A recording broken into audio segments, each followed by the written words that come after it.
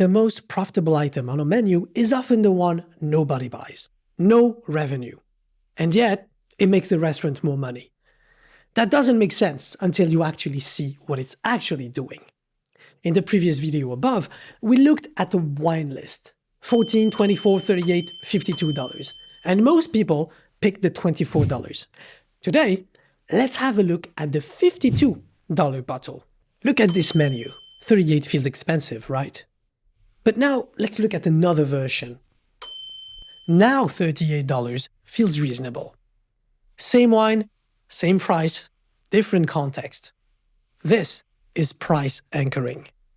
When the most expensive option is visible, it resets what expensive means. A $38 bottle next to a $52 bottle feels like a smart choice.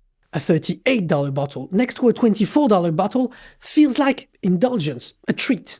The most expensive option doesn't need to sell. It needs to be seen. Now here's where it gets more interesting. Anchoring explains why the $38 feels cheaper. But there's a second mechanism at play. In 1982, researchers Huber and Puto published a study in the Journal of Consumer Research. They were testing something precise. What happens to a range when you add an option that almost nobody chooses? They called it the asymmetric dominance effect, or more commonly, the decoy effect. Here's the logic. When you look at the $52 bottle next to the $38 one, your brain doesn't see just a price difference. It sees a comparison. $14 more. For what exactly? You don't know. You haven't tasted either. But the $52 bottle is there, visible, legitimate, on the menu, which means the $38 one must be close to it. Not the cheapest, not excessive. A strong option that stopped just short of the top. The decoy doesn't make people buy the $38 by accident. It makes the $38 feel earned. The decoy's job is not to be chosen. Its job is to make something else feel like a win. Huber and Puto found that adding a dominated option, one that few people choose, significantly increases sales of the option just below it. So the takeaway if you are setting prices, adding a premium tier to your range doesn't just attract premium customers. It upgrades the perceived value of the tier just below. And that's often worth more than what the premium tier itself generates. Now let's go further, because the most expensive option does one more thing. Something that has nothing to do with the customer. It signals the identity of the business. Think about a car showroom. A Porsche dealer doesn't expect to sell a $250,000 Cayman Turbo S every day. But it's in the window. It's polished. It's lit. It's the first thing you see. Why? Because that car tells you something about every other car in the room. It says, this is a place where that kind of things exist. Which means that the $85,000 option next to it is not excessive, it's entry level. Luxury brands have understood it for decades. Hermès sells bags that cost more than a car. Most customers never buy them. But those bags define the brand. They set the ceiling. And that ceiling makes a $400 scarf feel attainable. The most expensive option is not a product, it's a positioning statement. What you charge at the top of your range tells people what kind of company you are, even if they never buy it. This is why premium tiers are never accidental. They're chosen deliberately to communicate something. And the businesses that don't have a premium tier often don't realize what they're missing.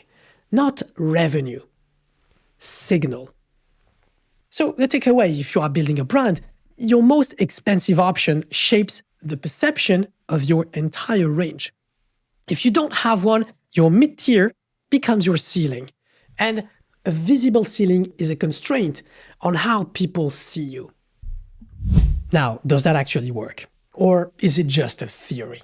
In 2010, researchers ran a study on restaurant pricing. They tested two versions of the same menu. Version A, standard range, most expensive option at $29. Version B, identical menu with one option added at $43. Nobody ordered the $53 option. But average spend went up. because orders shifted towards the $29 option, which had previously felt like the expensive choice, and now it felt like the smart one. The $43 option generated zero revenue and increased total revenue. Sometimes the most profitable item on the menu is the one that never gets ordered. So if that kind of insight is what you come here for, that's exactly what we do every week. Subscribe so you don't miss the next one. So this is not manipulation, it's architecture. The same architecture Apple uses when they show you the Mac Pro before the MacBook. The same architecture Netflix uses when they display the premium plan first. The same architecture any good pricing designer uses when they build a range.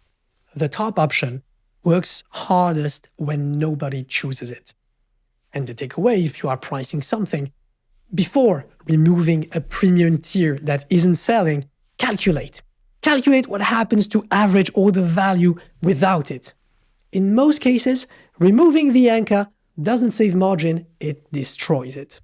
Earlier, I asked you a question. Why is the $52 bottle on the list if almost nobody orders it? Now, you have 3 answers. It resets what expensive means, so everything below it feels more reasonable.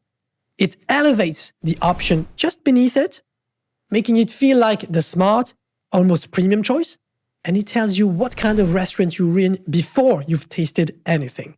3 jobs, 0 sales required. The most expensive option is not a product, it's infrastructure.